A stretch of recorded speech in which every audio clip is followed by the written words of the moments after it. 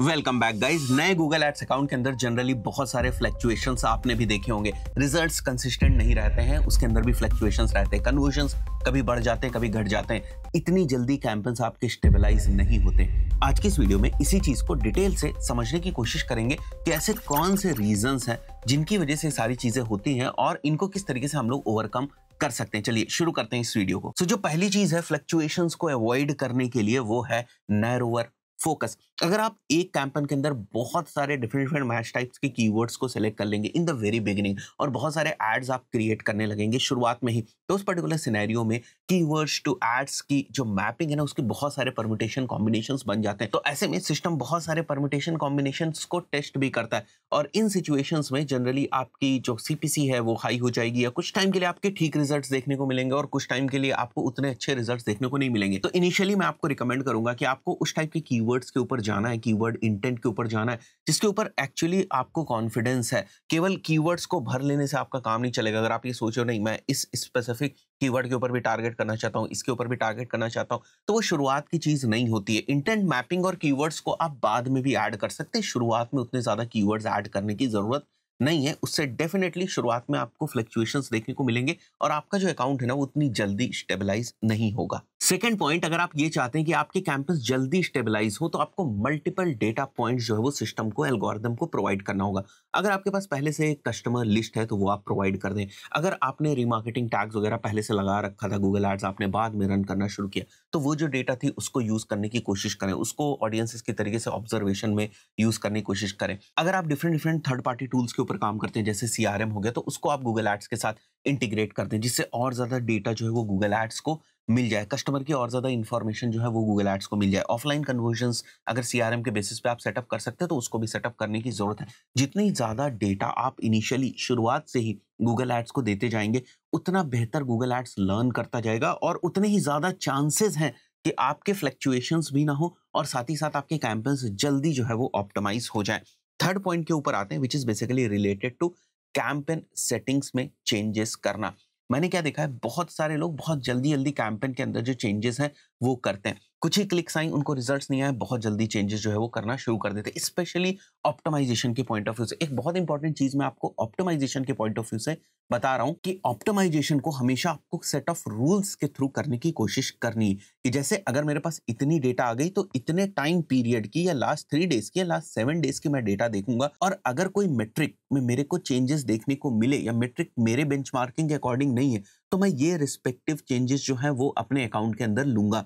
इस टाइप से आप अपने ऑप्टिमाइजेशन की चेकलिस्ट बनाते हैं या आप अपने ऑप्टिमाइजेशंस को करते हैं। अगर एकदम से आप पैनिक होकर जो है वो चेंजेस करने की कोशिश करेंगे, अगर आपके पास शुरुआत में रिजल्ट्स नहीं आए, तो आपके कैंपेन्स ऑप्टिमाइज होने या स्टेबलाइज होने के बजाय ना और ज्यादा डिस्टर्ब जो है वो इनिशियली हो जाएंगे। सो वही यहाँ पर मेंशन भी किया है, don't continuously change your Google Ads campaign settings even for the sake of optimisation.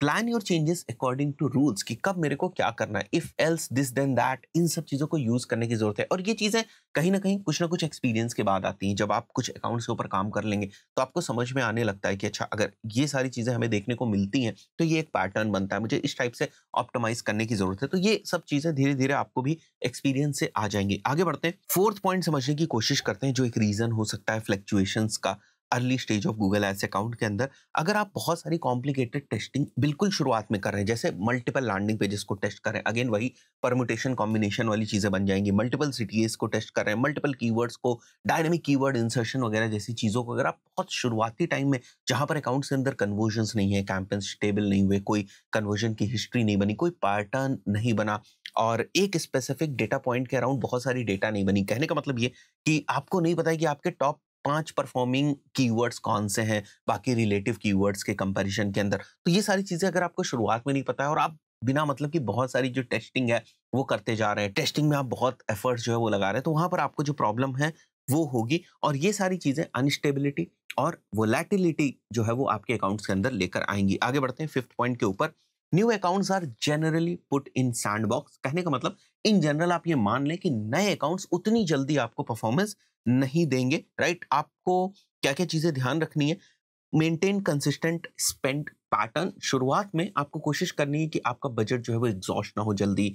उसमें बहुत बड़े-बड़े जो फ्लक्चुएशंस हैं वो आपको देखने को ना मिले। एकदम से बजट को बढ़ा देना, एकदम से घटा देना, ये सारी चीज़ें ना हो। शुरुआत के कुछ दिनों तक फॉर एग्ज़ाम्पल अगर आपने 50 क्लिक्स पर डे के हिसाब से टारगेट किया है, तो उतना बजट आप मेंटेन रखें और 1 वीक तक एट लीस्ट उतना बजट आपका हो। ये ना हो कि 2 दिन आपके कोई रिजल्ट्स नहीं आए, ठीक चीज़ें नहीं हुई, तो आपने तुरंत ना अपना बजट जो है वो रोक दिया, या कम कर दिया। इनिशियली अगर आप ये सारी चीज़ें करेंगे तो बहुत जल्दी आपका जो अकाउंट है वो स्टेबल नहीं होगा। Avoid deleting campaigns, pause instant. ये देखो गूगल के ऑफिशियल स्टेटमेंट में भी है कि आप कैंपेन को कंप्लीटली रिमूव ना करें, आप उसको पॉज़ कर दें। पॉज़ करने से कैंपेन की जो डेटा है उसको भी कंसिडरेशन में कहीं न कहीं गूगल ले लेता है। बट अगर कैंपेन को आप रिमूव कर दे रहे हैं, तो उसकी डेटा को गूगल कंसिडरेशन में नहीं लेता है। तो अगर आप अपने किसी एक स्पेसिफिक कैंपेन से सैटिस्फाई नहीं है, तो उसको रिमूव करने की ज़रूरत नहीं, उसको आप पॉज़ कर दें।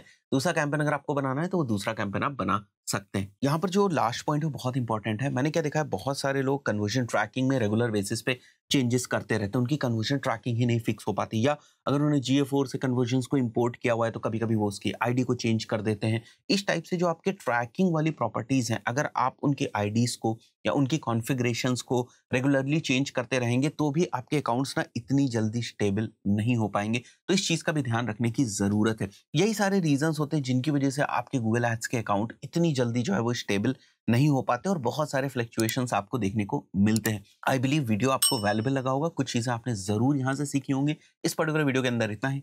मिलते हैं नेक्स्ट वीडियो में। Till then, good bye.